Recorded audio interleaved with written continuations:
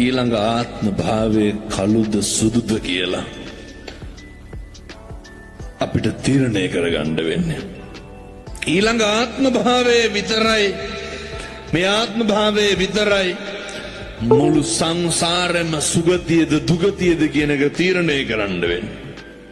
ඒ නිසා පින්නතුනි කරන කලට පව් මිහිරිය මීසේ විඳින කලට දුක් නෙමෙයි දැඩිසේ. ඔය මැරෙන්න කලින් වෛරය නවත්තලා මැරෙන්න. මැරෙන්න කලින් තරහව නවත්තලා මැරෙන්න. මං කියන්නේ මැරෙන්න කලින් මේවා නවත්තලා මැරෙන්න. මොකද මේක විඳවන්න ඕන අපි තනියම. මේකට මුණ දෙන්න ඕනේ අපි තනියම. මං ඔය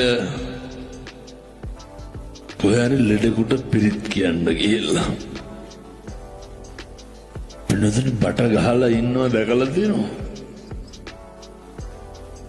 කොච්චර දේවල් තිබ්බත් කන්න බෑ බොන්න බෑ.